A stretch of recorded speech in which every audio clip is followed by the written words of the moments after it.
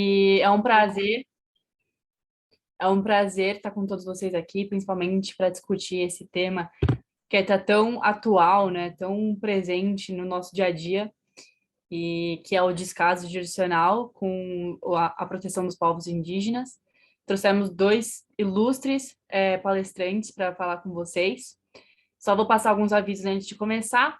Não esqueçam de trocar o nome de vocês, colocar o nome completo, o TIA, e se vocês forem de Alphaville, colocar o A.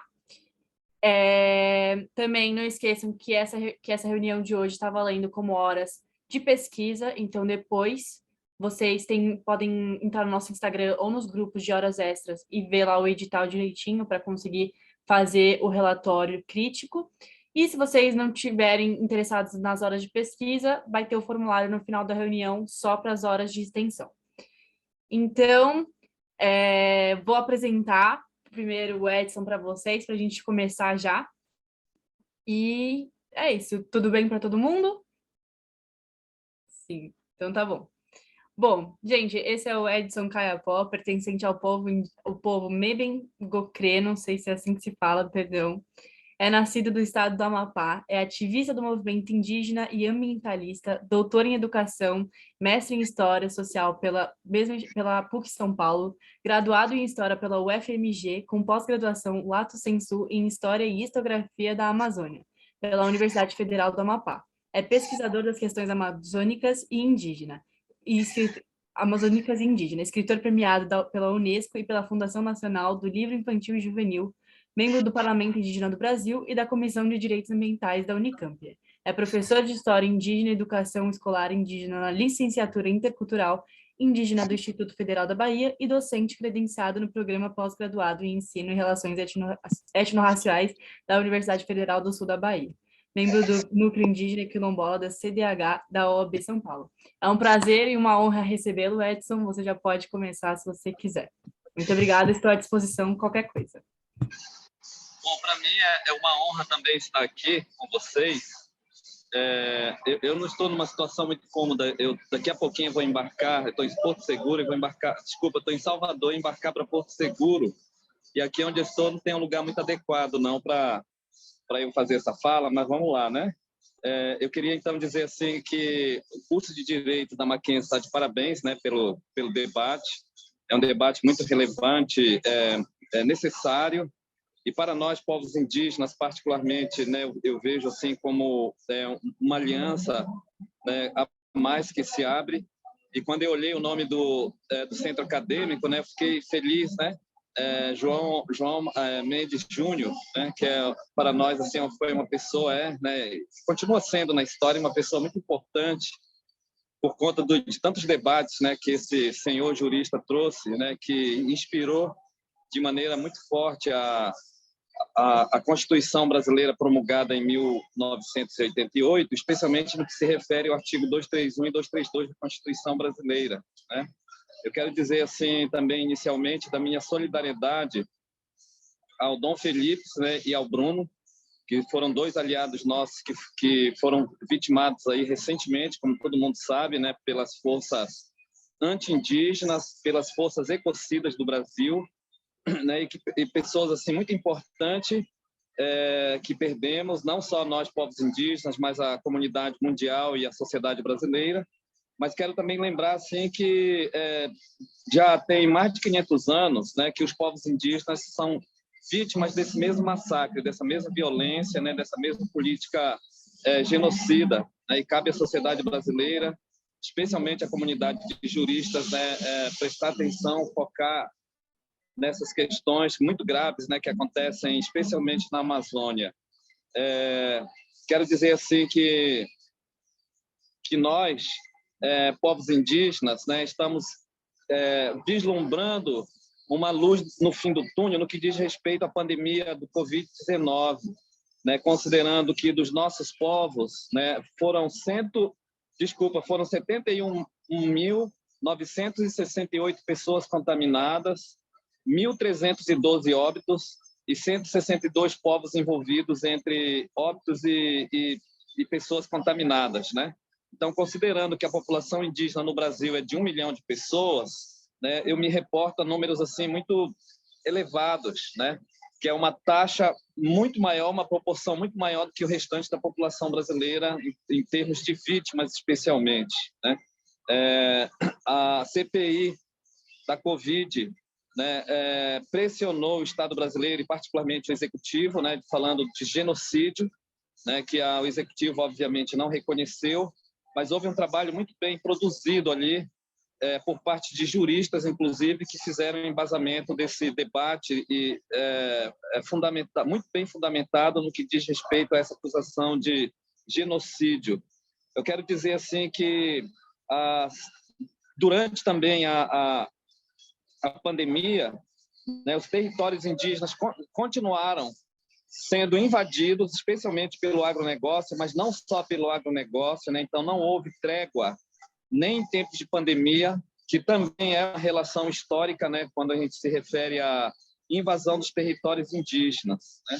E não só a invasão de territórios, mas perseguição às nossas lideranças, a exemplo do que aconteceu, por exemplo, com a Sônia Guajajara, que é a coordenadora geral da Articulação dos Povos Indígenas do Brasil, e o Almir Suruí, que é o presidente do Parlamento Indígena no Brasil, né? São duas grandes lideranças que quase foram criminalizadas durante a pandemia por parte do governo federal, né? Mas o judiciário, então, percebeu que não havia nenhum fundamento nas acusações, né, que recaíam sobre esses dois grandes líderes, além dos assassinatos, né, de muitas pessoas durante a pandemia, né, pessoas indígenas, inclusive, que foram violentadas, direitos violentados e que tão pouca repercussão teve, né, como sempre acontece no Brasil e por parte da mídia brasileira. Do ponto de vista dos direitos, né, a nossa conversa, então, ela é intitulada O Descaso Jurisdicional para com a proteção dos povos indígenas, né? Eu queria assim dizer que há violações escancaradas, né? Ou melhor dizendo, as violações dos direitos indígenas estão escancaradamente violados e o tempo todo são alvo assim de muito ódio por parte de setores anti-indígenas e setores anti-indígenas que fazem parte, inclusive, do Estado brasileiro, né? Infelizmente.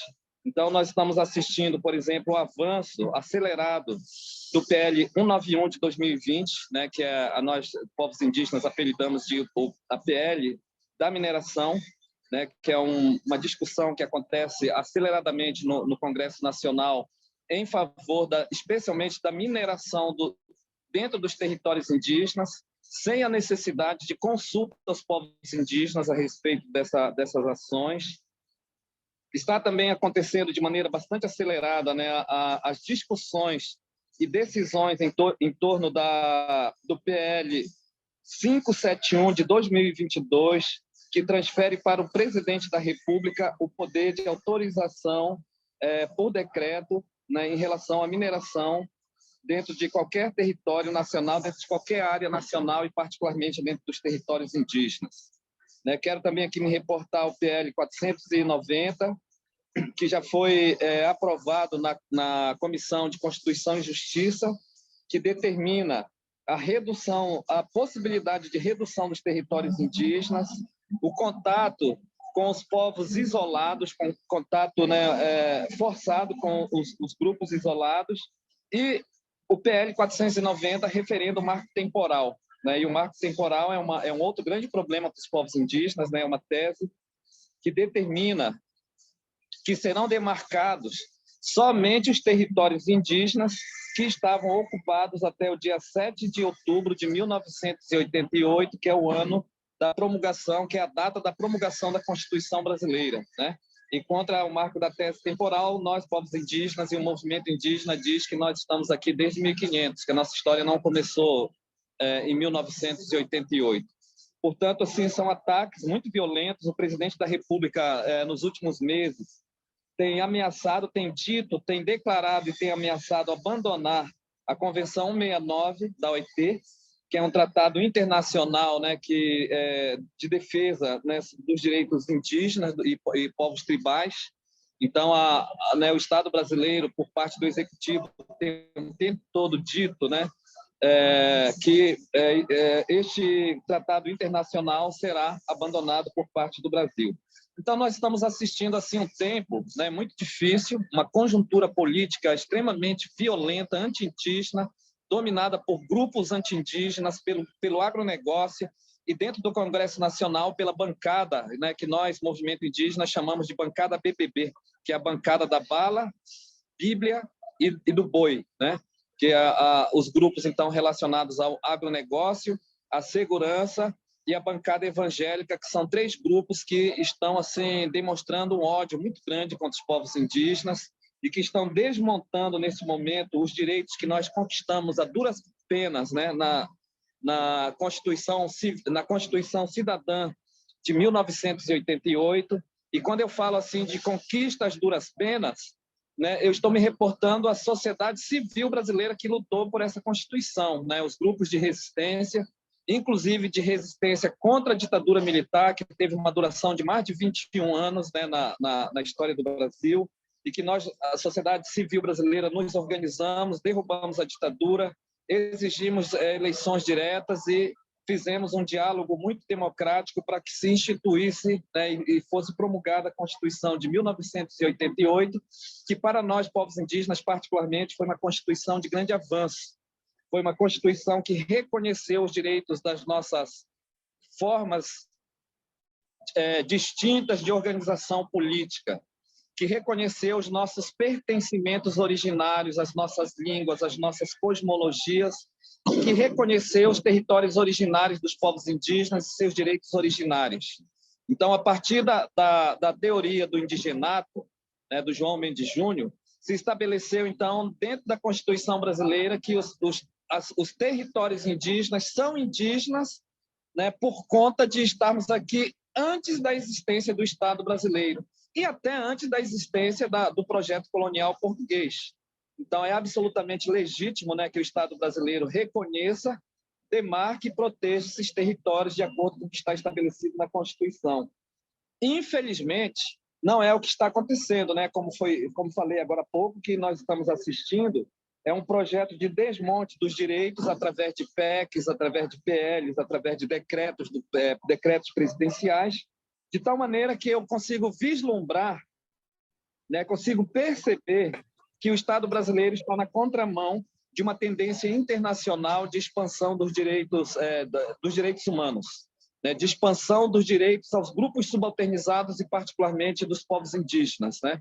A ONU, então, tem emitido uma série de tratados, né, internacionais, referendando a Convenção 69 da OIT, e nós, aqui no Brasil, o que estamos assistindo, então, é esses direitos saindo como se fossem águas pelo ralo, né? E aí nós, então, vamos perceber, né, do ponto de vista histórico, que antes da Constituição de 1988, os povos indígenas não tinham, né, o reconhecimento dos seus direitos originários, de seus territórios originários por parte do Estado brasileiro.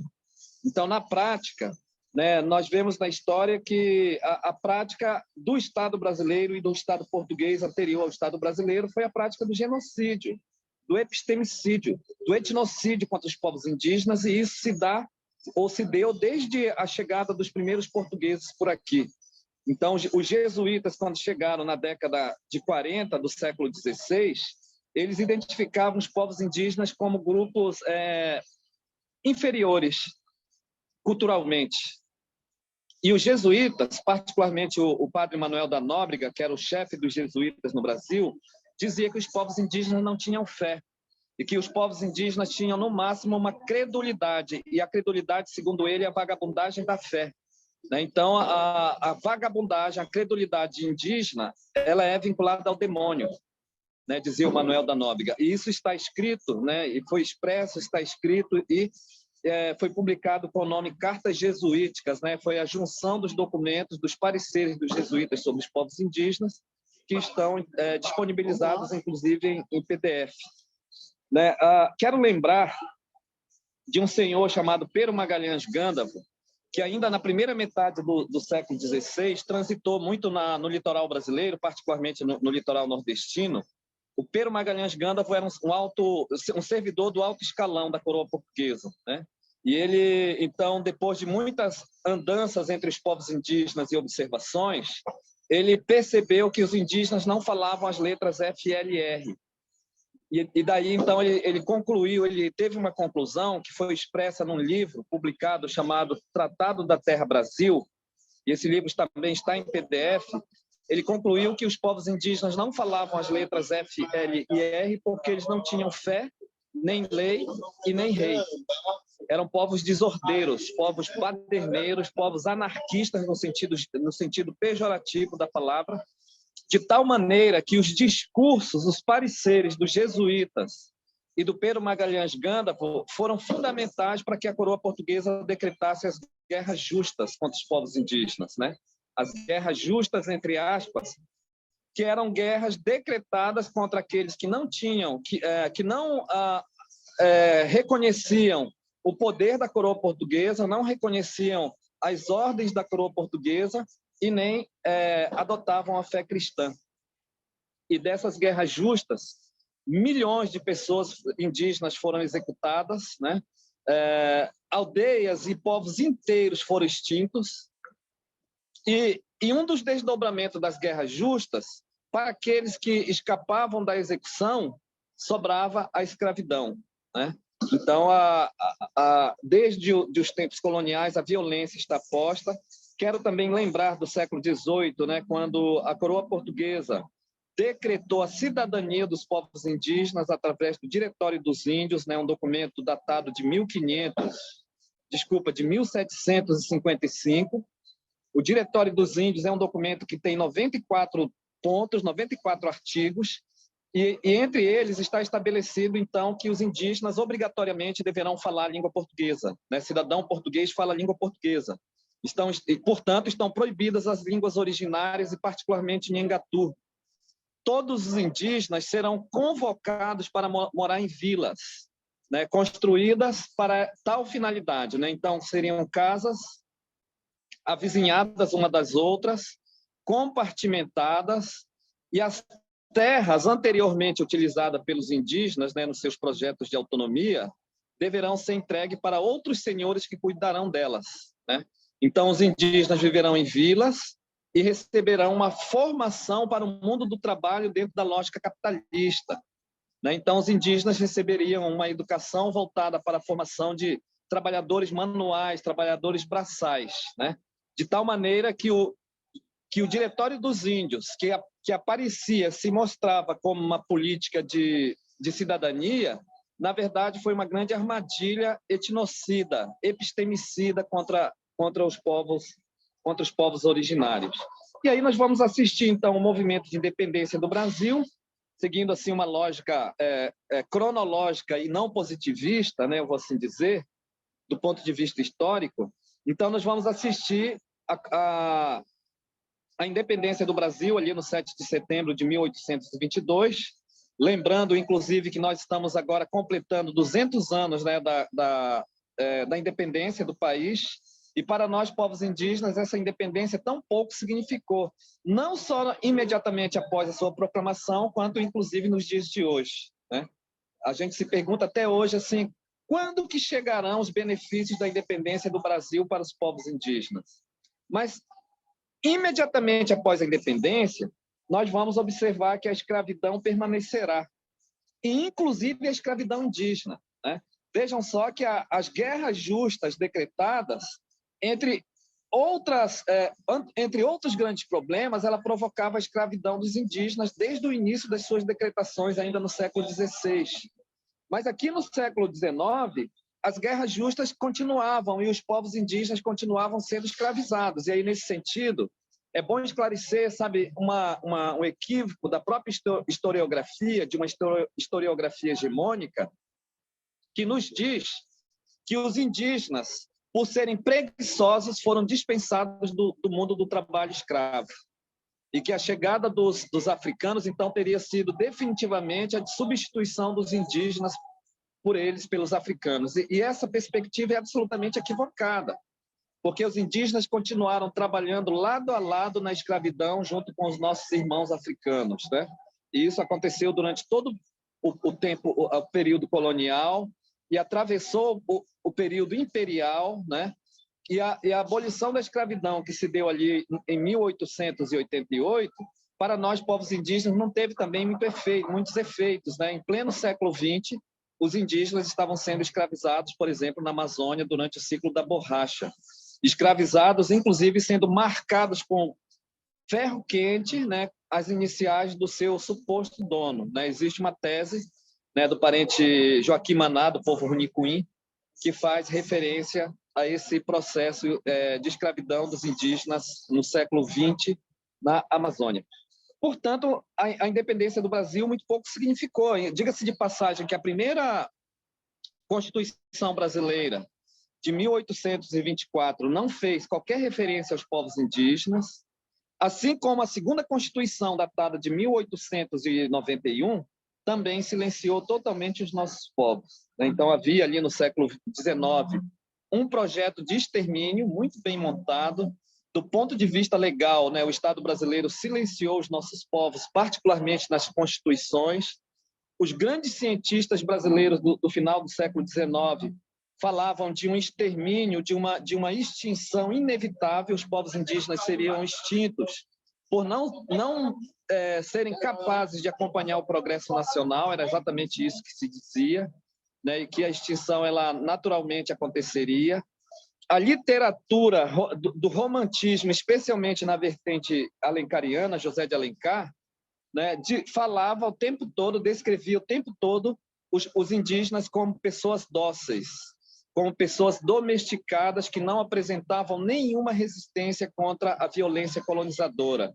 E o final, desfecho da história, por exemplo, de Iracema, de José de Alencar, vai ser a morte da Índia linda, né? Então, os indígenas são apresentados como muito bonitos, como lindos, como produtores de tradições que serão herdadas pelo povo brasileiro, mas os indígenas definitivamente foram extintos, né? Esse é o recado do romantismo do José de Alencar.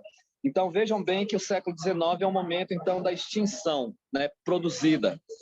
Com a abolição da escravatura, virão, então, para o Brasil os imigrantes europeus, especialmente italianos, né? Muitos italianos, mas também de várias outras nacionalidades que vieram para assumir o trabalho assalariado no Brasil.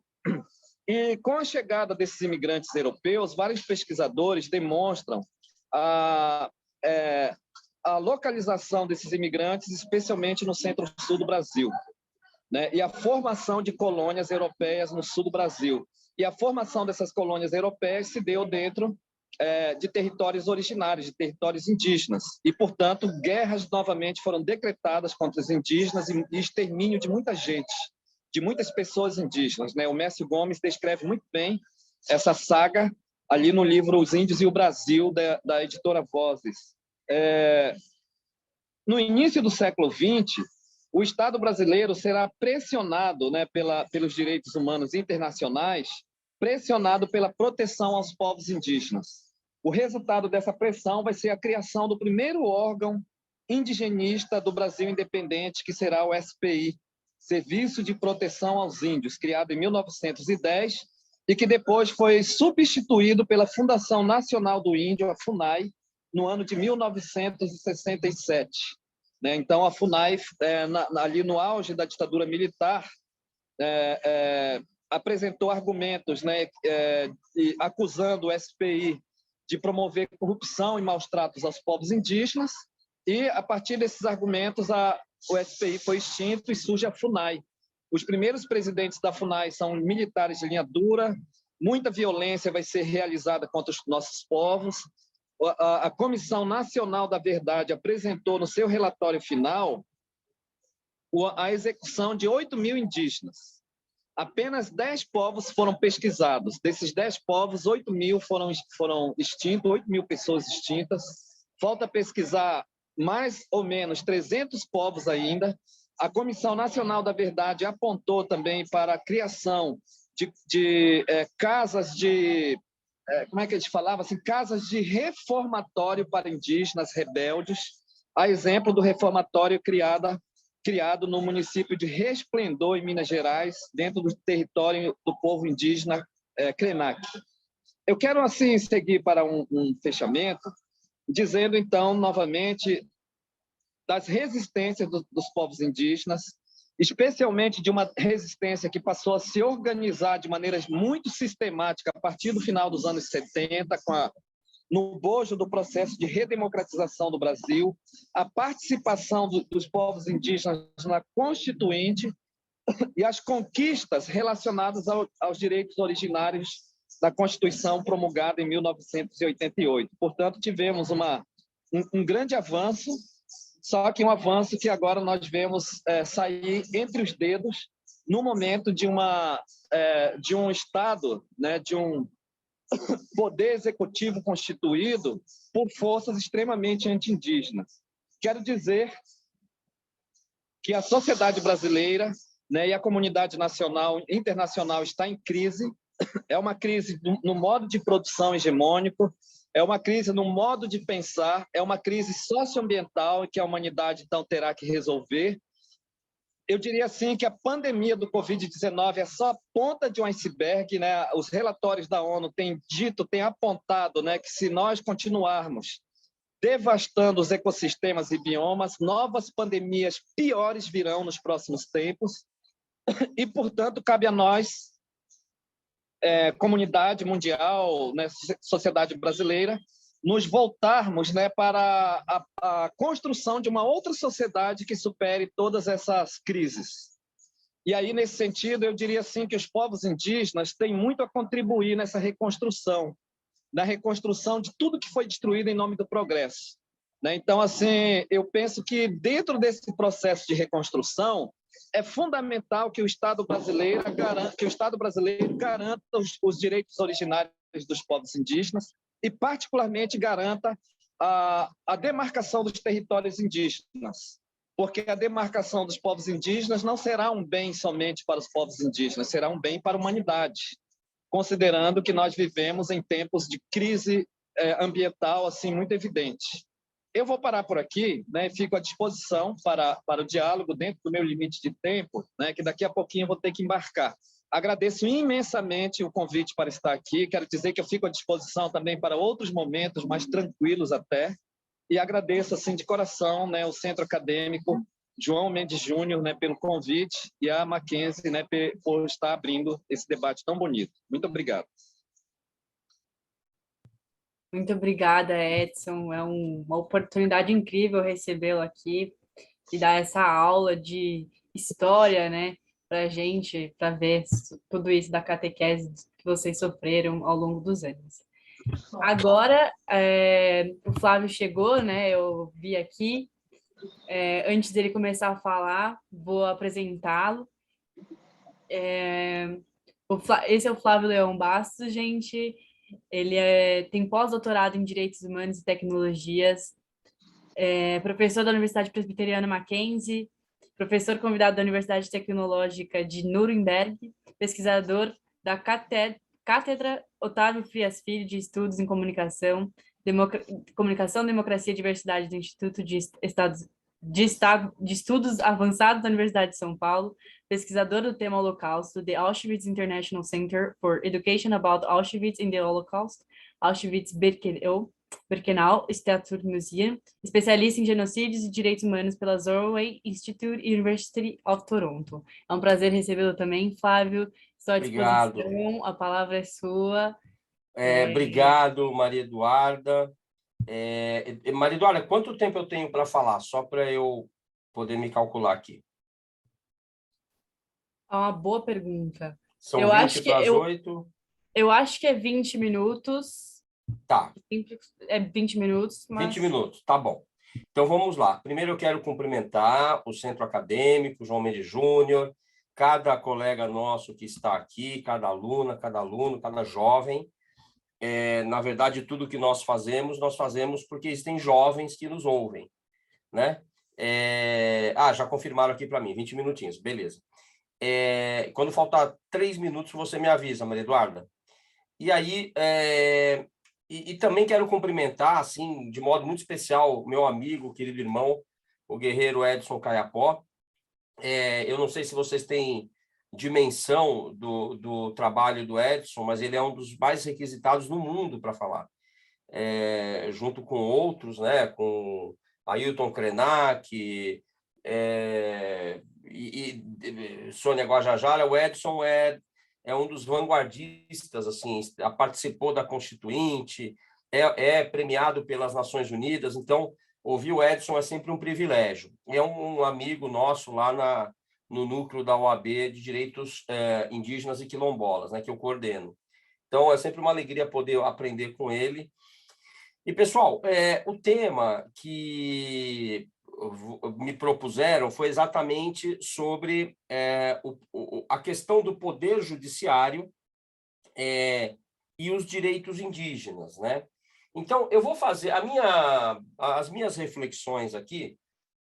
Eu proponho que a gente vá um pouco além do poder judiciário, porque o poder judiciário ele é parte de uma estrutura criada, estabelecida e que é marcada, e vocês talvez se acompanham as notícias têm visto isso nos últimos dias, é marcada por alguns problemas que nós poderíamos assim dizer que mantém a vulnerabilidade desses grupos humanos que compõem o Brasil, ainda sob uma situação de muita fragilidade. Eu estou falando em indígenas, mas também em populações negras, mulheres, etc. E, com isso, não dá para falar que assim, só sobre o poder judiciário, mas também podemos pensar aqui na questão indígena quando falamos em marco temporal, e eu já vou falar disso. Mas eu queria aqui estabelecer com vocês um panorama. O Edson, até complementando um pouco do que eu pude ouvir da palestra do professor Edson Caiapó, vejam bem, o que nós estudamos na escola, né? Que o Brasil foi descoberto. Bom, o Brasil teria sido descoberto se os europeus aqui chegassem e encontrassem uma terra vazia. A partir do momento em que eles chegam, encontram, vejam vocês, mais de 1.000 diferentes nações indígenas, em torno de 5 a 6 milhões de indivíduos pertencentes a estas mais de 1.000 nações indígenas, com línguas, culturas, crenças, cosmologias diferentes umas das outras. A partir do momento que eles chegam aqui e se deparam com essa situação e exterminam, escravizam estes povos, o termo que nós aprendemos na escola já está errado. Não foi descoberta. Foi uma invasão e uma guerra de conquista. Uma guerra de extermínio que perdura até os dias de hoje. E eu não estou falando de opiniões, eu estou falando de fatos.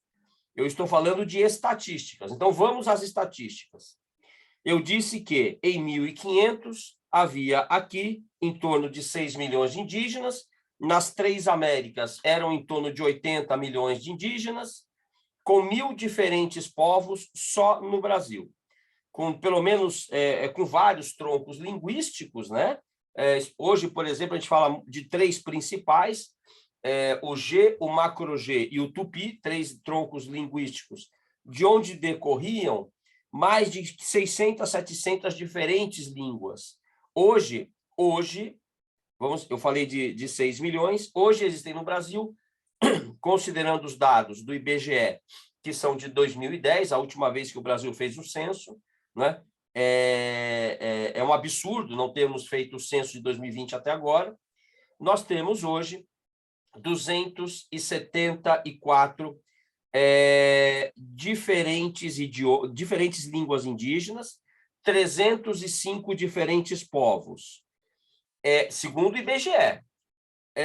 Portanto, vocês somam aí, façam as contas de quantos indivíduos indígenas desapareceram. Mais de 5 milhões. Mais ainda, eu estou falando de povos que habitam o território brasileiro há mais de 10 ou 12 mil anos. A antropóloga brasileira Niede Guidon já comprovou a existência, por meio do exame do carbono 14, sobre objetos encontrados no sertão do Nordeste, com presença indígena há 40 mil anos. Isso nos leva a um tempo anterior àquela teoria que vocês já devem ter ouvido falar, que é a teoria da glaciação ali pelo Estreito de Bering. Os povos asiáticos vieram parar nas Américas. O que também nos coloca, uma questão que é debatida hoje pelos antropólogos, é de que os primeiros povos indígenas do Brasil, há mais de 40 mil anos, teriam atravessado o leito do Atlântico quando esse leito ainda era mais próximo à superfície, né? Vocês sabem que a África e a América do Sul constituíam um continente único, chamado Pangeia, antes da sua separação. É por isso que a gente brinca, né? Que a África encaixa direitinho na América do Sul, etc. Bem, então, este é um cenário, nós estamos aqui falando de povos milenares. Também nós estamos falando aqui que, a partir de 1500, no caso brasileiro, o que ocorreu foi invasão, extermínio, escravização. Aí vem a segunda mentira que contavam para a gente nas escolas. Os indígenas eram até amistosos, mas eram difíceis de escravizar porque conheciam o terreno. Não é verdade. Os indígenas, até 1530, mais ou menos, para 1540, é o chamado período pré-colonial, os povos indígenas foram absurdamente escravizados. Depois de 30, 40 anos, a partir de 1540, já praticamente não havia, o extermínio já era enorme na costa, entre os povos indígenas da costa brasileira. Então, vejam como é que a gente vai montando o quebra-cabeça. Bem, e a partir daí, sim, o Felipe está colocando aqui no chat, a população da Europa em 1500 é de 80 milhões. Felipe, bem lembrado, eu vou até complementar a tua informação. Segundo o censo joanino de Dom João, do século XVI, quando os portugueses aqui chegaram, a população de Portugal não passava de 1.200.000 pessoas. Então, qual foi o fator, o diferencial? Foi a tecnologia, exatamente a tecnologia bélica que permitiu o extermínio desses povos. Mas não só. Eu vou aqui dizer para vocês que guerras bacteriológicas foram praticadas contra os povos indígenas. Aí, ó, o Felipe também está colocando aí. Por exemplo, brinquedos com o vírus da varíola eram dados para as crianças indígenas. Envenenamento das nascentes, né? Onde viviam vários povos. Quem conhece a cidade carioca de Campo dos Goitacazes, não sei se deve saber, mas também não sei se todos sabem, que ali viviam os Goitacazes, que foram completamente exterminados em um ato especificamente do século XVIII, do século XIX, marca bem esse extermínio, quando roupas foram entregues para eles, todas contaminadas, e só nesse ato 12.000 Goitacazes morreram poucas horas depois. Só para vocês terem uma ideia da guerra bacteriológica cometida contra os povos indígenas. Bom, e aí nós seguimos,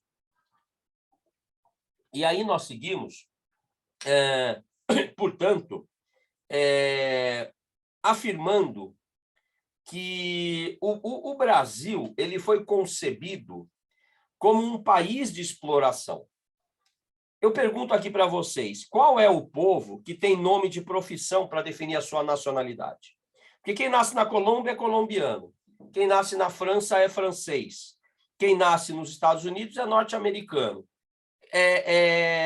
na Argentina é argentino. Nós somos brasileiros. Isto é uma profissão. Isto era uma atividade de exploração. Por quê? Porque nós temos o nome pau-brasil na árvore, que foi a primeira grande ação de cobiça e exploração foi sobre o pau-brasil, aquela madeira avermelhada, né, que deu nome ao nosso país, e que era retirada e enviada para a Europa. Então, brasileiro não é nome, não define nacionalidade, define uma atividade. Só para vocês terem uma ideia, de como no nosso inconsciente, né, nós nos acostumamos à exploração. Então, o Brasil foi concebido como uma colônia de exploração, isso vocês sabem, e a partir daí precisava-se de mão de obra. A mão de obra indígena, escravizada, e, posteriormente, a mão de obra dos escravos africanos sequestrados na África. E aí, gente, nós fomos o país que mais tivemos escravos. Vocês sabem disso, são 4 milhões de escravos africanos, fora os indígenas. Então, como é que vai se desenvolver essa relação de uma civilização,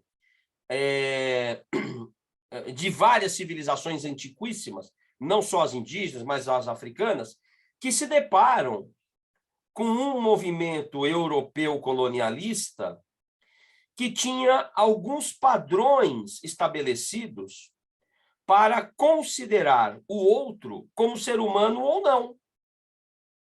Então, esses padrões são os padrões.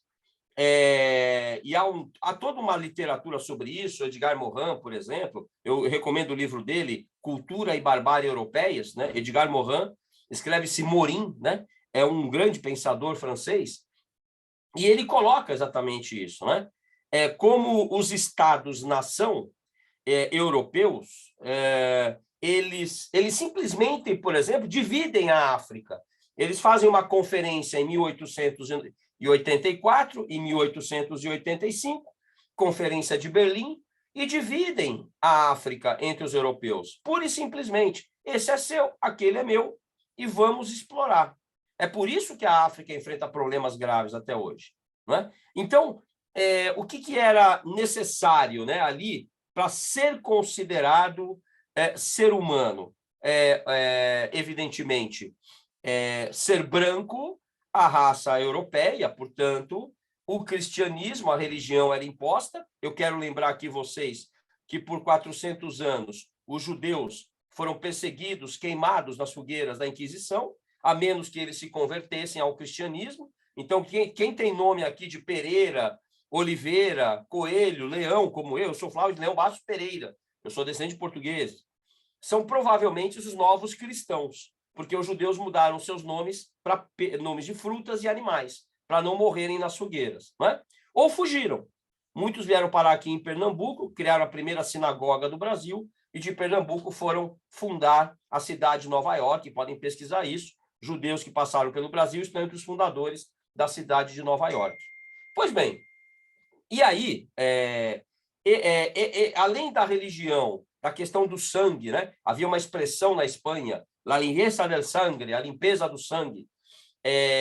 Havia também o modo de vida, o cristianismo, e, claro, isso tudo aliado ao interesse por obter riquezas do novo mundo, compõe um melting pot, um conjunto, um mosaico de causas que levarão ao genocídio dos povos indígenas no Brasil.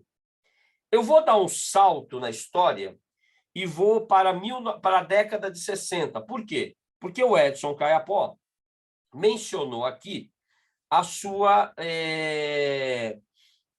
a questão da fundação do SPI, o Serviço de Proteção aos Índios, né? Os índios foram escravizados em 1808. Dom João foge para o Brasil, foge de Napoleão, vem escoltado pela Marinha Inglesa para o Brasil, né? Aliás, toda a elite portuguesa deixou Portugal, o povo ficou abandonado, acordou cercado pelas tropas francesas, e aí a partir de 1808 que o Brasil passa a ser concebido como um país, ou como um lugar para se viver. Até 1808, os portugueses tinham o Brasil só como um quintal para exploração por meio da mão de obra escrava. A partir de 1808, não. Passa-se a imaginar o Brasil como um Estado, ou como uma nação pertencente à colônia portuguesa, à metrópole portuguesa. E tanto é que em 1808 é criada a Justiça Militar no Brasil, né? A mais antiga do Brasil é a Justiça Militar. E aí, esse extermínio prossegue. Então, especialmente a tomada das terras indígenas. É no século XVIII que o Marquês de Pombal baixa um decreto, o Decreto Pombalino, abrindo as terras indígenas para os brancos, e como diz lá no decreto, inclusive os negros libertos, como está escrito lá, e a partir daí começa já um agravamento da expoliação de terras. Bom, o que vai acontecer? O Edson Caiapó citou aqui. Olha, a pressão começava sobre o Brasil. Na década de 20 é criado o Serviço de Proteção ao Índio, o SPI, com o Marechal Rondon, que dizia: morrer se preciso, mas matar jamais. Ou seja, não tocar em nenhum indígena. Este militar não representa, contudo, o que se desenvolveu ao longo das décadas, em que o extermínio dos povos indígenas passou simplesmente a ser aceito, tolerado, numa normalização vendida sob a bandeira do desenvolvimentismo. Então, em 1967, é publicado um grande relatório de 7.000 páginas, que hoje está na página do Ministério Público Federal. Este relatório foi encomendado por um general já no governo militar. O golpe de 64 ocorreu neste ano, e em 67, o ministro do Interior, um general, chama o procurador Jader Figueiredo e diz assim: Jader, estamos sabendo que o SPI, o Serviço de Proteção ao Índio, é um órgão corrupto e que massacra, tortura, estupra, mata os povos indígenas. Faça um relatório sobre isso. Mas não que ele fosse um indigenista apaixonado. É porque ele queria ser o próximo presidente indicado pelo regime militar. Tá? Então, eles publicam, depois de alguns milhares de quilômetros percorridos pelo Brasil, o relatório Figueiredo. Se vocês forem ler, é um show de horror. Tá? Não dá nem para descrever as torturas que eles faziam com os povos indígenas. Isto gera uma comoção internacional, que vira manchete do Sunday Times, genocídio, e é aí que é criada a FUNAI. Então, a FUNAI é criada, e o Edson colocou muito bem isso agora há pouco, a FUNAI é criada para substituir o SPI. Então, com a intenção de proteger os direitos indígenas. A Constituição de 88 foi um ato muito importante, o Edson participou muito eu me lembro, eu era estudante, mas eu já vi o Edson Caiapó participando dos debates da Constituinte. Lembro também o Ailton Krenak se pintando no Congresso. Vocês podem colocar essa cena no YouTube, é muito famosa. Ele vai lá de terno, gravata, sobe no púlpito lá na Câmara dos Deputados e começa a se pintar, dizendo: olha, as nossas culturas são culturas brasileiras, elas precisam constar da Constituição. E a nossa Constituição, ela traz um grande diferencial em relação às anteriores. Ela garante o direito a ser diferente, ou seja, o direito a existir com dignidade, com manutenção e preservação das culturas que não sejam necessariamente culturas eurocêntricas. Porque nós, da cidade grande, nós vivemos sob uma cultura eurocêntrica, não é? Os nossos hábitos são romanos. Quem não, na minha época de faculdade, gente, eu recomendo para vocês, quem quiser sair da linha média, né, que é ir além, leia o livro A Cidade Antiga, de Fustel de Coulanges. A Cidade Antiga é uma obra clássica que a gente lia no primeiro semestre de Direito e que mostra todos os nossos hábitos greco-romanos. Por quê? Nós temos essa cultura, mas não somos a europeia não é a única cultura. Então, isto serviu como inspiração ideológica para a perseguição a esses povos. Depois dos massacres dos primeiros séculos, o que se dizia era, e talvez vocês já tenham dito ou ouvido, o legal é se a gente incorporar esses povos indígenas à nossa cultura. E ainda se dizia assim, olha, tornando eles civilizados, né? Como se a nossa civilização atual fosse civilizada. Então, o próprio Edgar Morin, nesse livro que eu indiquei para vocês, Cultura e Barbárie Europeias, ele diz, a barbárie é um elemento da civilização. Não há civilização sem barbárie. Esses povos que se dizem civilizados, todos cometeram barbáries. Então, há uma questão aqui, né? Quem é efetivamente civilizado? Por quê? Porque os portugueses chegavam nas praias brasileiras, ao contrário dessas pinturas míticas heróicas, eles chegavam magérrimos, esfomeados, doentes, decrépitos, e quem cuidava deles eram os povos indígenas, que depois foram massacrados por conta disso. Então, com a criação da FUNAI, cria-se uma tentativa de preservar essas culturas, ainda muito de forma rudimentar, e a ideia do assimilacionismo. O que é assimilação? Uma cultura dominante incorpora a cultura dominada. Isto é assimilação. E isto é genocídio. Se vocês estudarem Rafael Lemkin, que criou o termo genocídio na sua obra A Europa sob o Domínio do Eixo, publicada em 1944, se vocês forem ler Pierre Clastres, que o professor Orlando Vilas Boas usa muito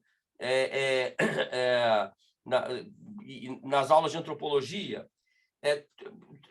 Robert Jolin, todos falaram do etnocídio, o extermínio das culturas, porque você não precisa, e o Rafael Lemkin escreveu isso, você não precisa exterminar fisicamente o ser humano, um grupo, para acabar com uma cultura. Basta assimilar a cultura. E você nunca mais vai ouvir falar. Não é?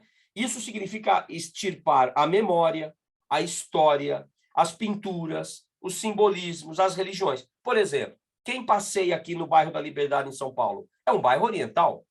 Mas quem aqui sabe que o bairro da Liberdade é, na verdade, uma necrópole de escravos? Que existem centenas de ossadas no subsolo da Liberdade. Porque ali os escravos eram enforcados quando chegavam naquela igreja, hoje é a Igreja das Almas, tem ali na esquina da Praça da Liberdade, tem uma igrejinha onde o pessoal acende vela. Porque ali os escravos que vinham do Brasil inteiro vinham para serem enforcados, né? Tanto é que há escavações ali na Rua dos Estudantes hoje. Pois bem, isso é apagamento da cultura. O que a Constituição de 88 faz? Ela diz assim, os povos indígenas têm todos os direitos garantidos a todo e qualquer brasileiro, e dentro de um cenário de respeito à existência das suas culturas, das suas cosmologias, inclusive e principalmente a preservação das suas terras tradicionais. O que são terras tradicionais? São aquelas consideradas já pertencentes a estes povos antes mesmo da fundação do Estado brasileiro.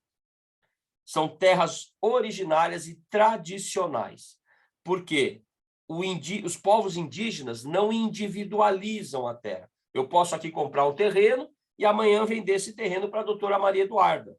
Ela pode comprar e depois revender. Mas os povos indígenas, eles têm uma conexão originária, ancestral, cultural, espiritual com as suas terras. Não adianta levar para uma reserva. Reserva indígena foi um mal necessário. Caso contrário, os poucos indígenas que restaram não teriam existido mais. Eu quero também lembrar para vocês, porque eu disse aqui que existem 305 diferentes povos, mas eu não sei se vocês sabem. Na Amazônia, existem mais, e eu vou falar o número oficial da FUNAI, tá?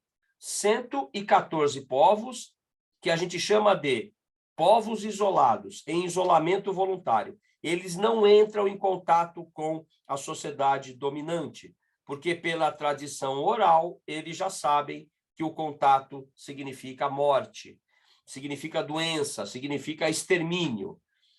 Pois são esses povos. Então, se você somar esses 114 com os 305, né, nós vamos ter 419 povos diferentes uns dos outros no Brasil. Bem, então, o que a Constituição faz? Ela garante a existência dentro das suas realidades culturais. E isso é engraçado, como as pessoas não entendem muito bem, porque, vamos lá, a Maria Eduarda mencionou aí os meus estudos sobre o Holocausto. Quando destruíam e queimavam as sinagogas na Alemanha nazista, especialmente na noite dos cristais quebrados, a Kristallnacht, em 8 de novembro de 1938, o que é que se destrói ali? Não é só destruir um local de culto, é a destruição da própria cultura judaica europeia. Ou quando se destrói uma mesquita ou uma igreja cristã, porque a religião não é só a fé, ela também reflete uma cultura de um povo. Então, é interessante notar que se admite com muita naturalidade a destruição. Edson, estou vendo tua mensagem aqui, muito obrigado, boa viagem. Então, é muito interessante notar que o povo, muita gente naturaliza, né? São os povos indígenas. Bom, o indígena usa celular, e daí que o indígena usa celular? Grande abraço, Edson, boa viagem. E daí que o indígena usa celular? Alguém aqui ainda se veste como os tataravós? Nós ainda usamos charretes para ir até o Mackenzie, né? E nem deixamos de ser quem somos por conta do uso da tecnologia. Isso é racismo, isso é preconceito, isso é discriminação. Pois bem, e qual é o grande... Agora eu vou entrar, para começar a minha conclusão, no ponto do título da palestra, o Poder Judiciário. Desde de 2 anos para cá, 3 anos para cá, o Edson mencionou bem, nós temos tido políticas anti-indigenistas declaradas, né? Ainda há quem diga, por exemplo, que os indígenas deveriam ser aculturados, que as terras são obstáculos ao desenvolvimento. Isso é mentira. Nós temos não mais que 12% das terras brasileiras como terra indígena, para mais de 800 mil indígenas. Mas nós temos mais de 50% das terras brasileiras na mão de poucas famílias. Então, esta cifra está errada. Os números não deixam mentir, né? Nessa situação. E aí, o que vai acontecer? Há alguns anos atrás, um dos povos que vivem isolados, às vezes entram em contato, mas grande parte vive isolado, são os Yanomamis. Os Yanomamis vivem ali na região de Roraima, fronteira com a Venezuela, na Amazônia brasileira e na Amazônia venezuelana. E os Yanomamis tiveram demarcada a sua terra indígena, conforme determina a Constituição, que garante a demarcação, há alguns anos atrás. É a chamada Raposa Serra do Sol. Vocês devem ter ouvido falar, pelo menos boa parte. E foi demarcada. Garimpeiros ilegais foram expulsos e foi garantida lá a terra indígena. E daí surgiu uma teoria, uma proposição que fez parte de um parecer jurídico da Advocacia Geral da União, a AGU, o parecer 001, como é chamado, e nesse parecer eles criaram uma teoria muito interessante e bizarra, ao meu ver. Então, o que eles dizem lá?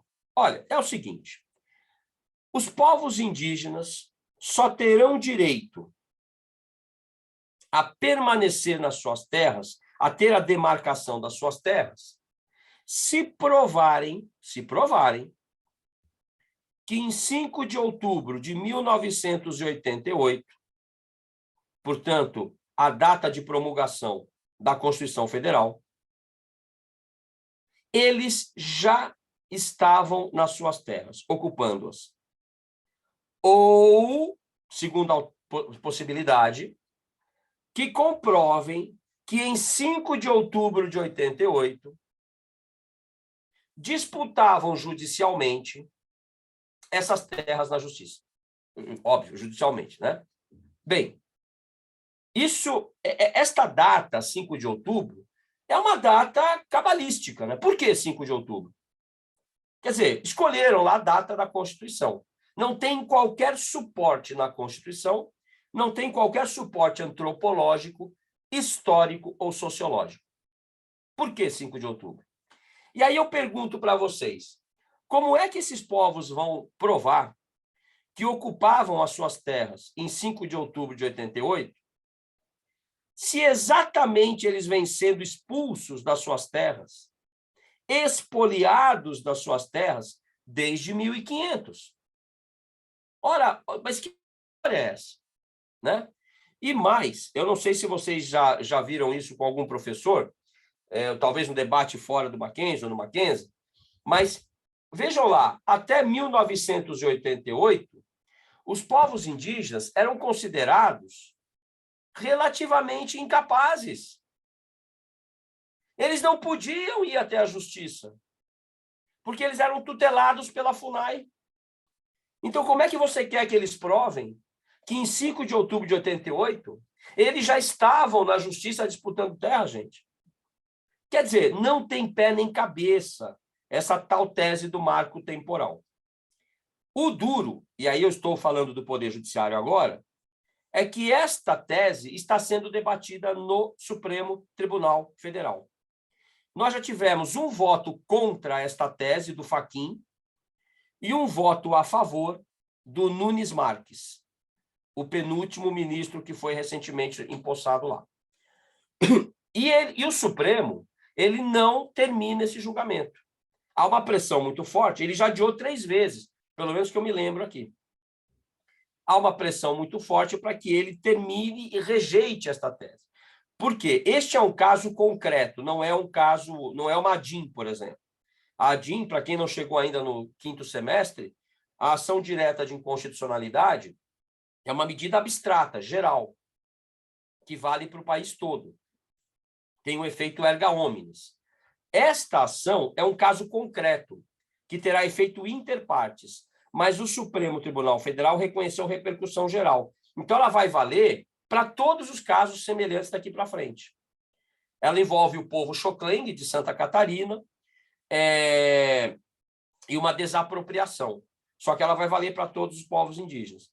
Ela pode significar o fim das culturas indígenas do Brasil. É exatamente esse o tamanho, em última análise, a grosso modo, do que a gente está falando. Não é? Mais ainda, uma proposta de lei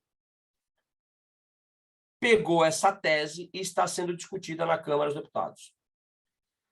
Portanto, ela viola completamente o artigo 231 da Constituição Federal, o 214, o 215, depois vejam lá quem tiver interesse.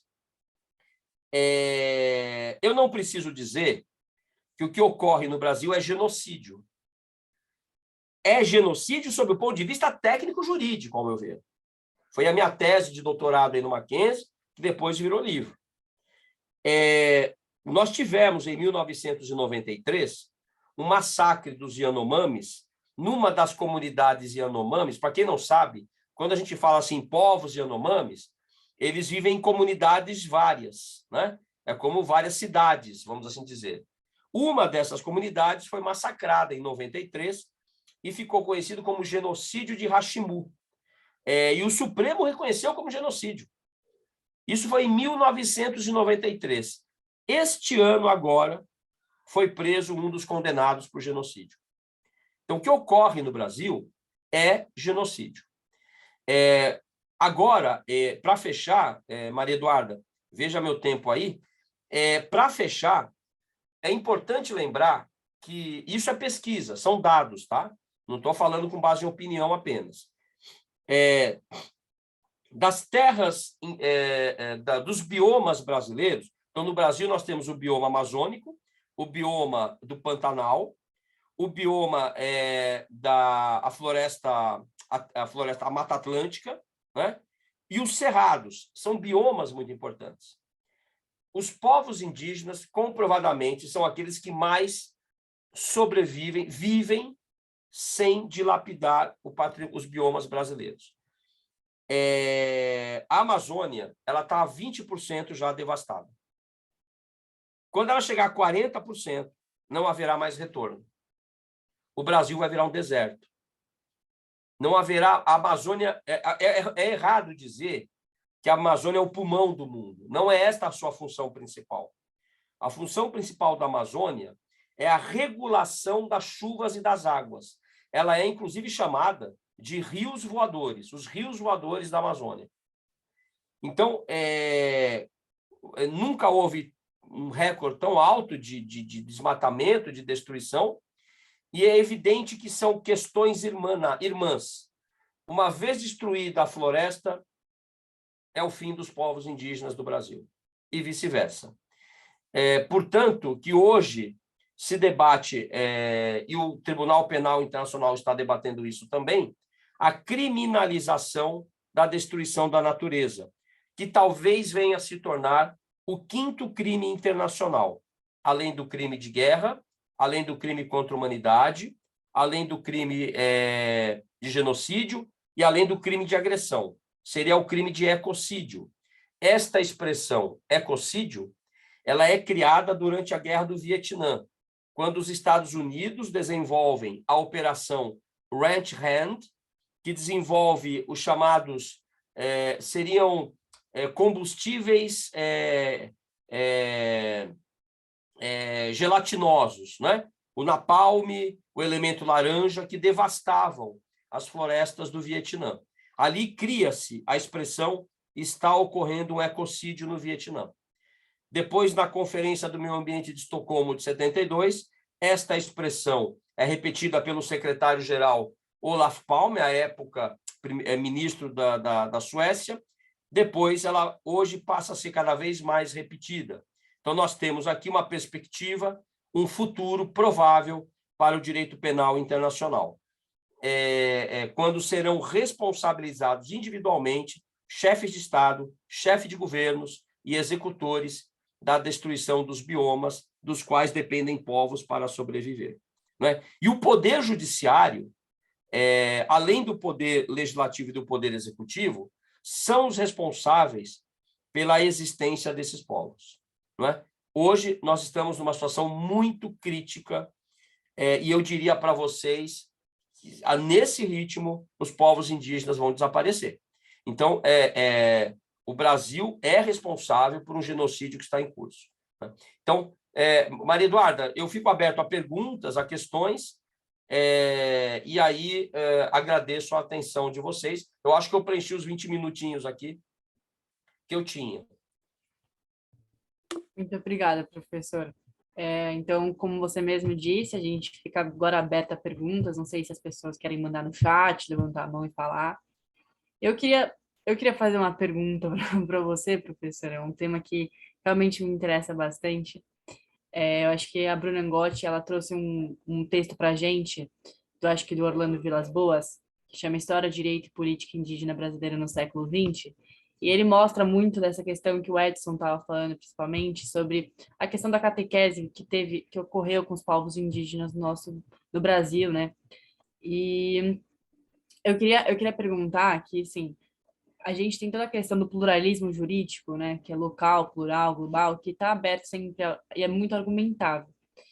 Então, eu acho que você mesmo falou sobre essa que a gente falar sobre os povos indígenas atualmente, agregar eles na nossa sociedade, eu acho particularmente que está muito mais ligado no interesse socioeconômico e não muito em considerar as tradições deles, as culturas deles. Tipo, eles querem, tipo, então a gente vai integrar eles, mas a gente não está considerando nada disso. Eles vão ter que, tipo, se adaptar, principalmente no nosso cotidiano, no que a gente faz e tudo mais. Então, como você acha que o jurídico as pessoas podem fazer para que para que essa integração deles, eles não sofram essa questão mais, tipo, eles não se catequesem mais do que eles já foram catequizados ao longo dos anos, das décadas, na verdade. Então, eu não sei se fez sentido na pergunta, mas como como que o governo poderia ser menos prejudicial para essas comunidades? Olha, na verdade, hoje existe um assédio em termos de cristianização, algumas comunidades indígenas, tá? Mas aquele processo de catequização que ocorre no início da invasão dos portugueses a um território já ocupado, com culturas muito antigas, ele, ao longo do tempo, esse contato com alguns religiosos, eu sugiro que vocês leiam O Povo Brasileiro, de Darcy Ribeiro, por exemplo. Vou até indicar um outro livro aqui para vocês, do Álvaro de Azevedo, professor da PUC, grande amigo, que também é muito amigo do Edson Caiapó, se chama Decolonialismo Indígena, está aqui, ó. Da editora Matrioska. Aliás, está na 2ª edição. E eu falo disso também no meu livro, tá? Que é o Genocídio Indígena. Foi até o Orlando Vilas Boas que prefaciou. Foi a tese de doutorado aí do Mackenzie, em 2017, que eu defendi. Qual é o grande cenário aqui? Há um momento em que são os religiosos que passam inclusive, a proteger esses indígenas. Quando o Marquês de Pombal, no século XVIII, assina o Ato Pombalino, o que ele diz? Olha, de agora em diante, entre aspas, os índios, aliás, deixa eu abrir um parênteses aqui, a gente não fala índio, viu, gente? Isso soa hoje preconceituoso, porque índio é nada. Se você quer invisibilizar, você fala índio. Índio, inclusive na raiz espanhola, o professor Edson Damas, um especialista também na matéria, diz é o sem Deus, índios, é o nada, né? Então são povos indígenas, ou vocês se refiram à cultura, né? Os caiapós, os krenaques, os yanomamis, os guaranis e assim por diante. Bem, então, o que o Marquês de Pombal fez? Vamos abrir, né, as terras indígenas, e os índios, entre aspas, serão agora súditos da coroa portuguesa. Isso é assimilação. E expulsa as ordens jesuítas do Brasil. Foram todos expulsos. E aí o massacre vem de vez, né? É aí que, por exemplo, vários bairros muito pobres de São Paulo são terras indígenas antigas tomadas após a assinatura desse ato pombalino. E aí, gente, o que vai acontecer? Pulando um pouco para o século XX e século XXI. Esta ideia de assimilação. Hoje, não se falar em assimilação é inconstitucional e é criminoso.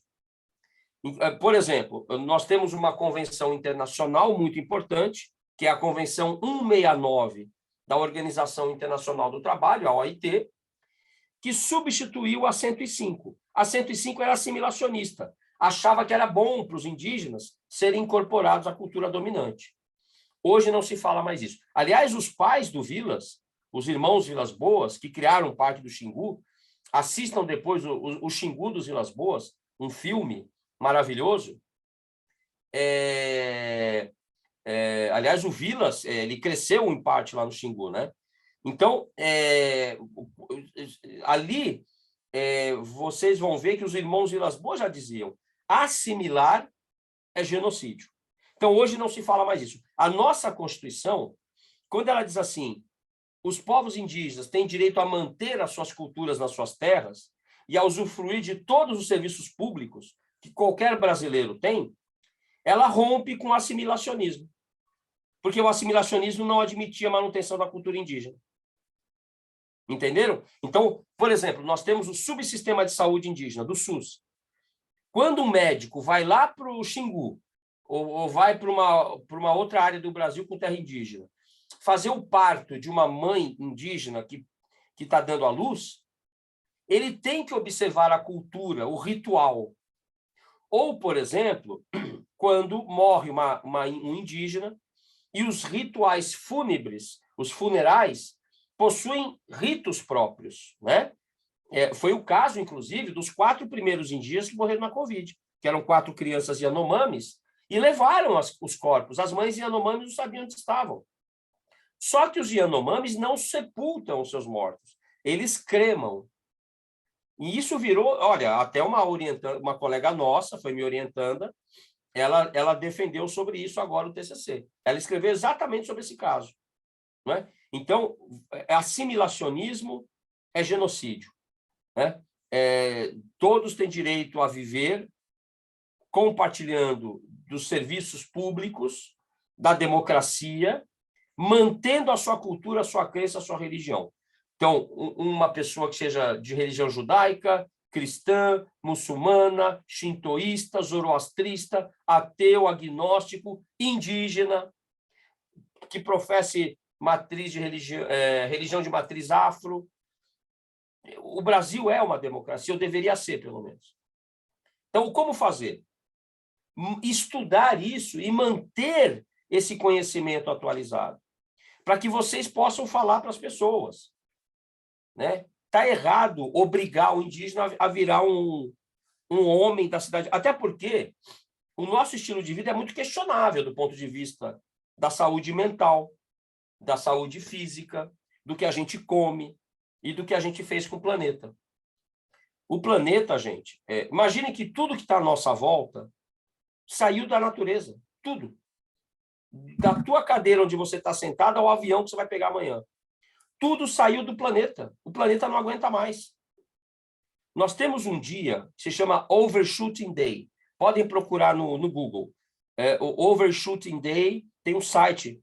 Todo ano, eles colocam a data na qual o planeta consumiu até aquela data tudo, as pessoas consumiram até aquela data tudo o que o planeta pode regenerar. A partir daquela data, o que for consumido no mundo, o planeta não pode mais regenerar. É o Overshooting Day. Este ano vai cair no dia 28 de julho. Então, vocês vão imaginar que, a partir do dia 28 de julho, tudo que nós consumirmos até dezembro, a Terra não vai regenerar. Então, os Estados Unidos consomem em torno de 5 planetas Terra. Nós consumimos em torno de 2,5 planetas. Isso está num dos livros que eu escrevi. Portanto, quais são as culturas que possuem o conhecimento milenar?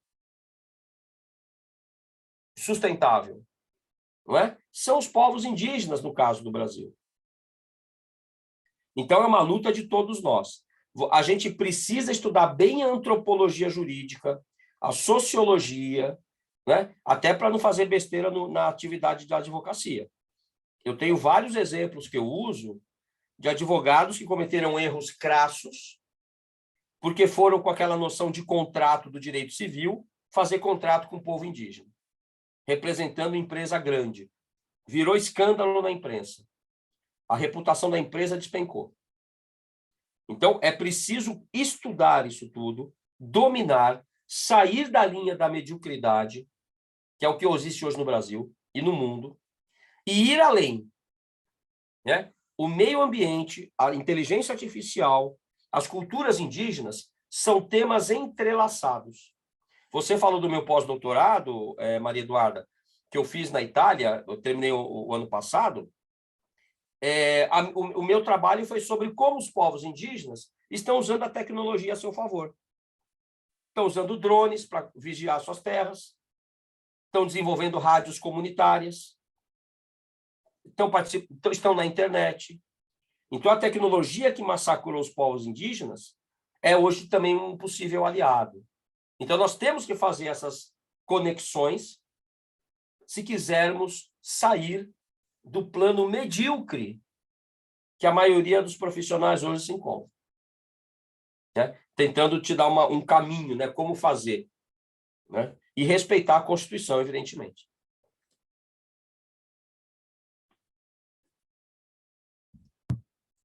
Bom, mandaram mais uma pergunta no meu privado, perguntando assim: professor, diante do desmatamento que a Amazônia tem sofrido dos ataques, pesca ilegal e tráfico, considerando inclusive que estamos chegando em época de eleição, qual o papel você acha que o cidadão deve assumir junto ao Estado para tentarmos frearmos essa destruição massiva que os povos indígenas e as nossas florestas têm sofrido? Olha, ótima pergunta, né? Parabenizo aí o colega ou a colega que nos mandou.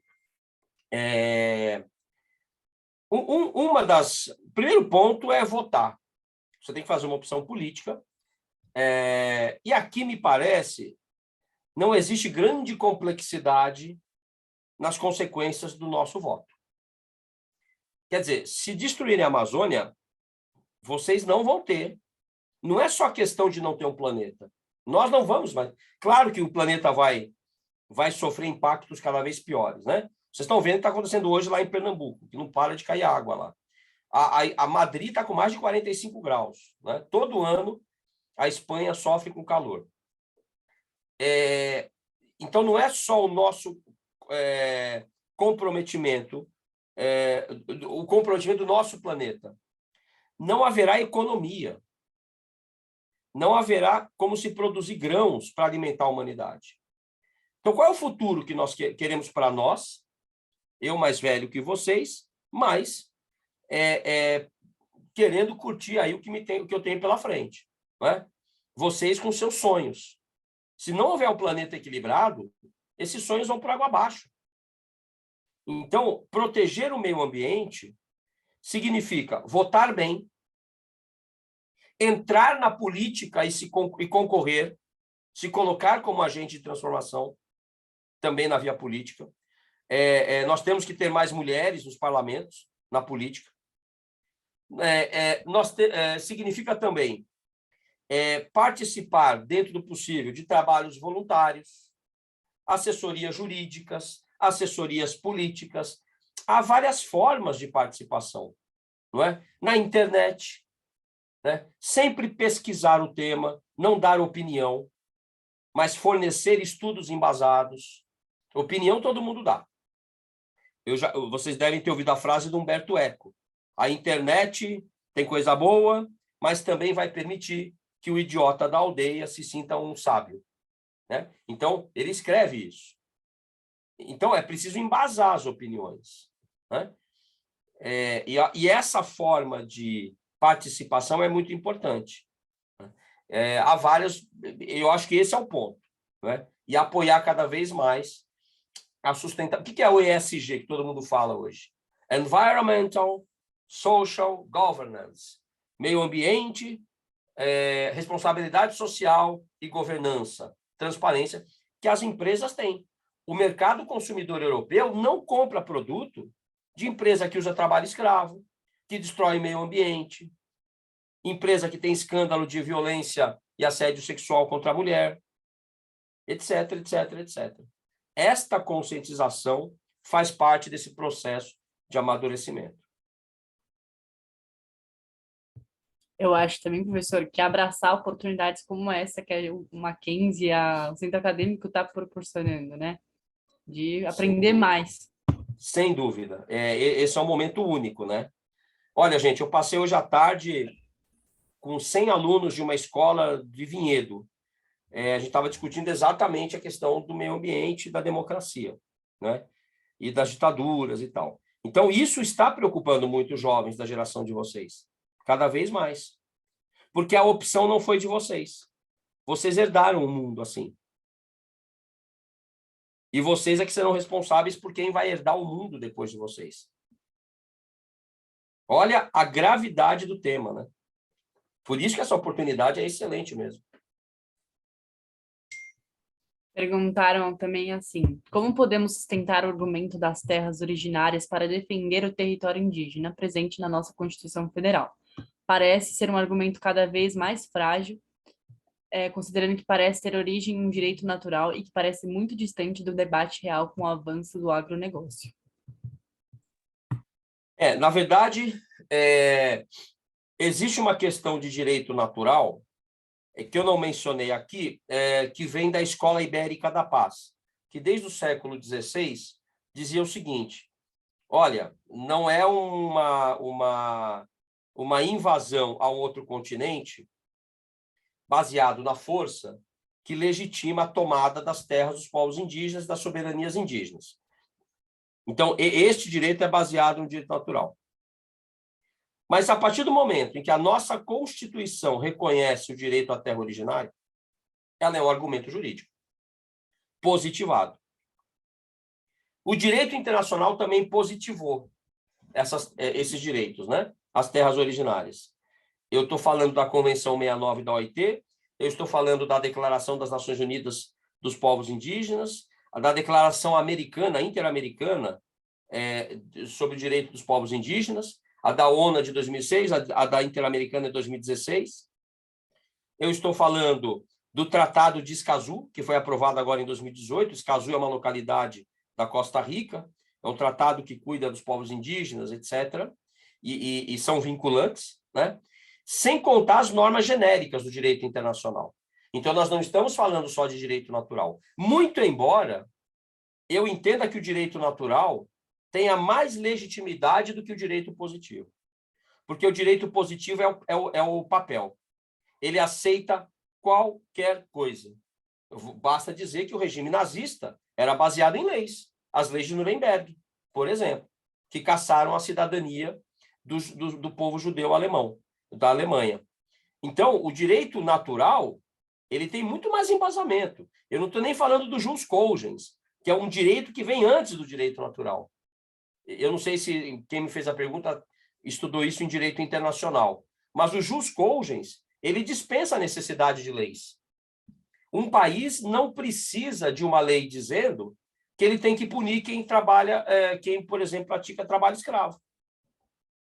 Isso vem do jus cogens. Uma outra fonte de normas, não é? Que vem antes, inclusive, da norma costumeira. Então, não são dados vagos. Cada terra tradicional tem o seu direito, a sua conexão reconhecida a um certo povo indígena por meio dos laudos antropológicos, que localizam cemitérios de 10 mil anos daquele povo.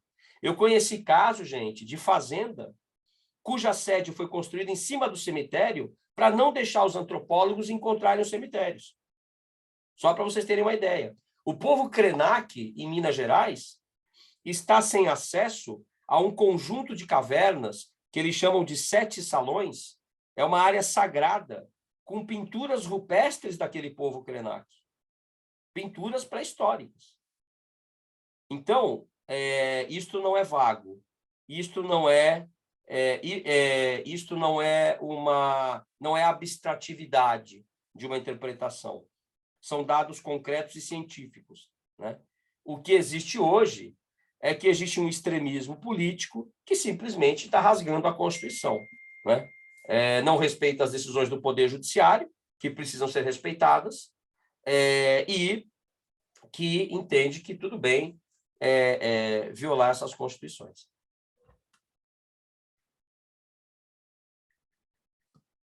Pode perguntar, viu, Maridora?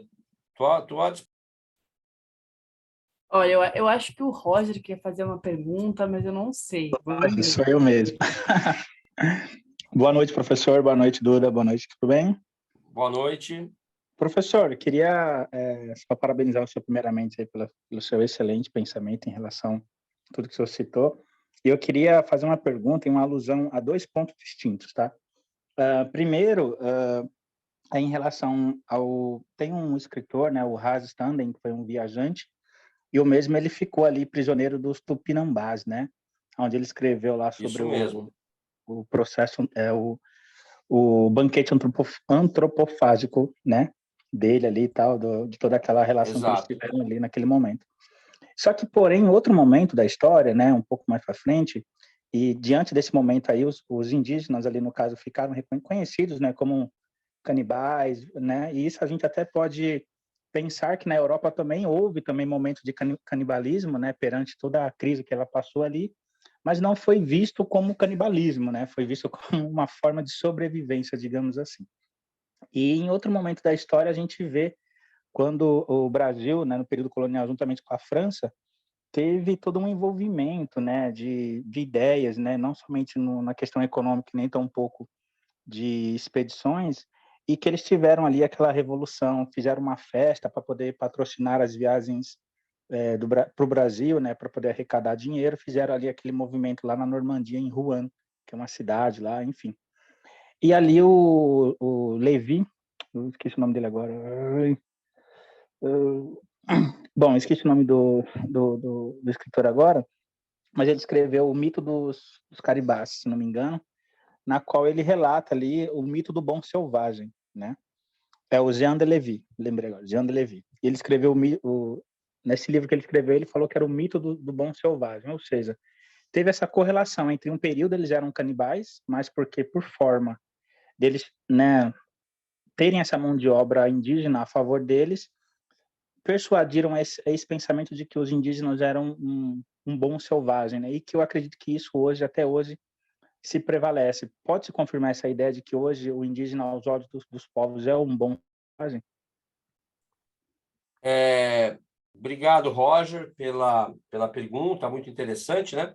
Só para a gente estabelecer um patamar aqui, os tupinambás, que o Roger mencionou, eles viveram no século XVI, eles foram exterminados, tá?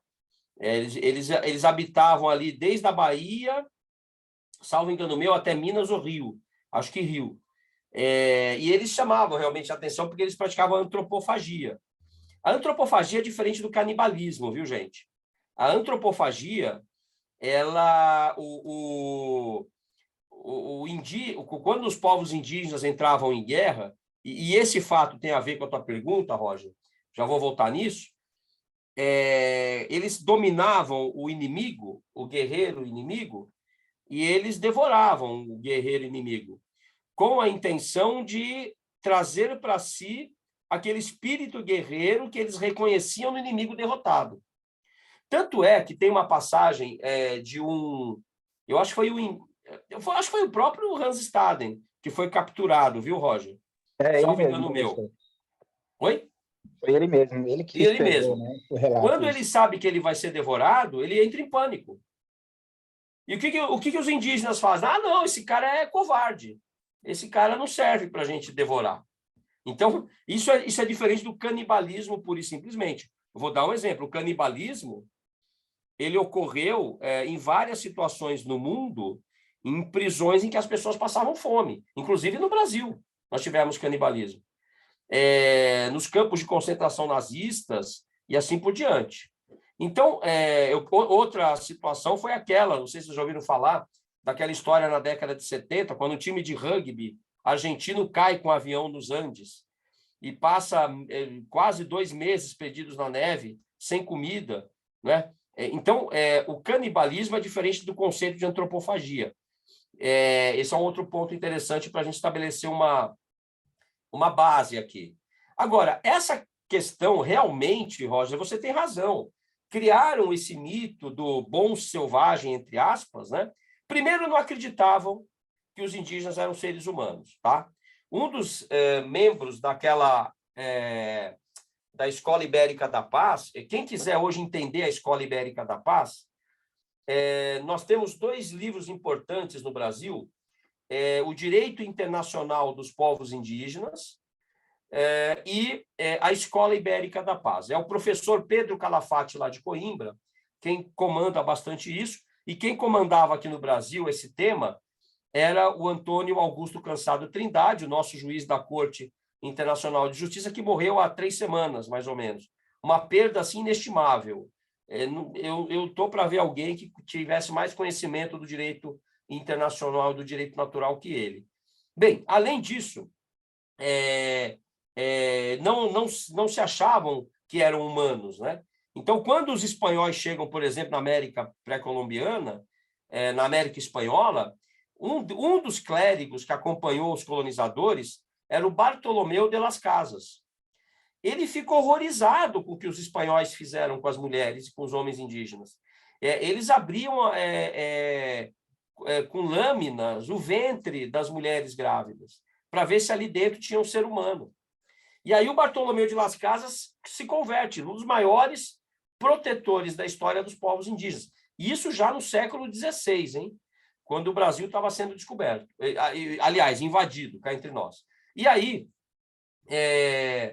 o primeiro então era o selvagem, não era humano, depois o bom selvagem, depois veio uma fase de catequização, como vocês lembraram. Agora, isto é um romanceamento que desumaniza. Quando você cria esses mitos, esses rótulos, você tira o caráter humano daquela pessoa. Os indígenas são pessoas como quaisquer outras, só que com culturas outras, variadas, né? Então, por exemplo, eu dou assessoria jurídica lá para os Pataxós da Bahia. Existem indígenas que querem... Não, a gente tem que vender mesmo as terras.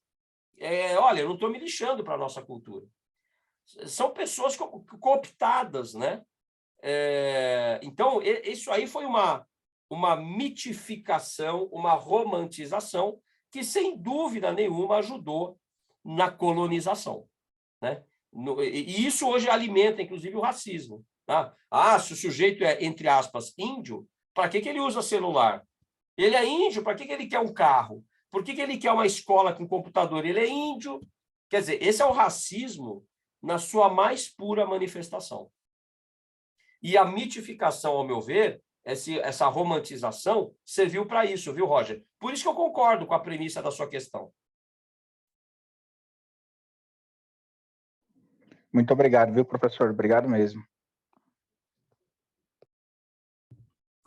Bom, se não tiver mais perguntas, eu acho que a Gabi queria falar alguma coisa antes das considerações finais. Então, Gabi, passa a palavra para você, se você quiser falar alguma coisa. Oi, gente, boa noite. Tá dando para me ouvir? Boa noite. Perfeito. Boa noite, professor.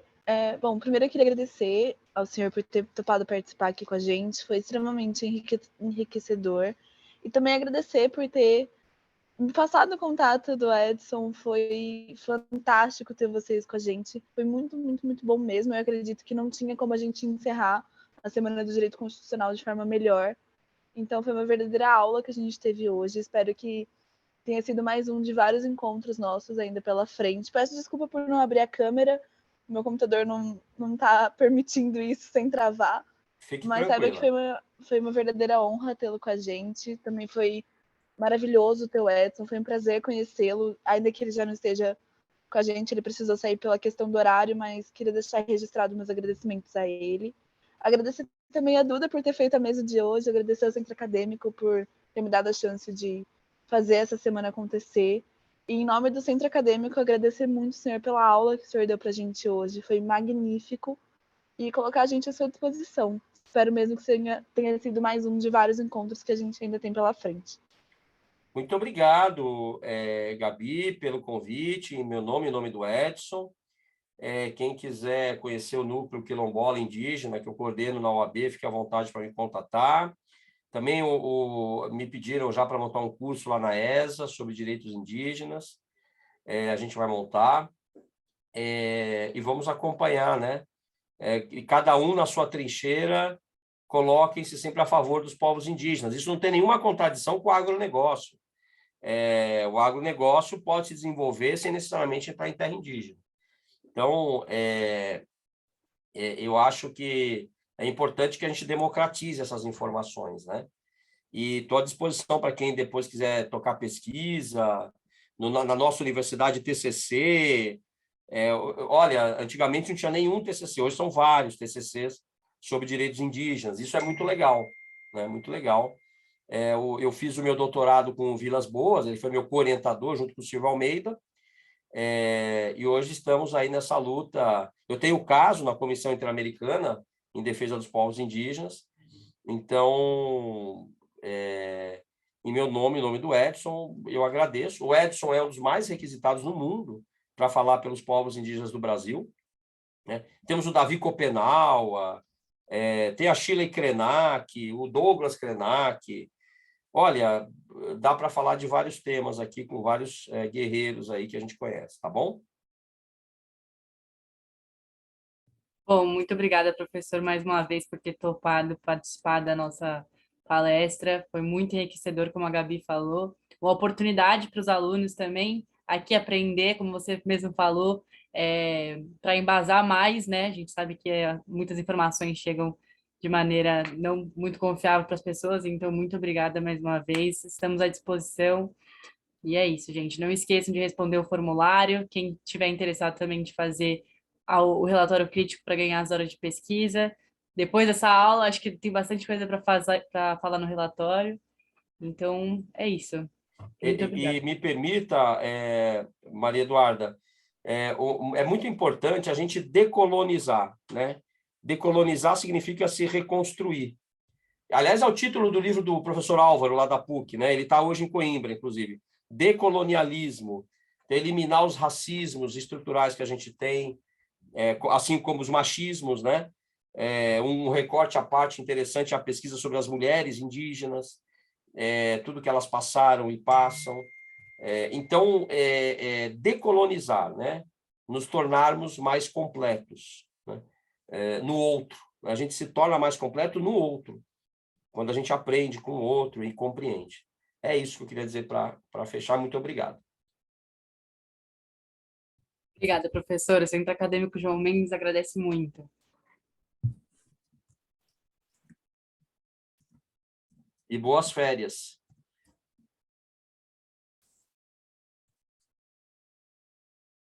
Tchau, tchau, pessoal. Tchau, tchau, professor. Muito obrigada por hoje. Obrigada a todo mundo que assistiu também. A gente fica à disposição. Um abraço.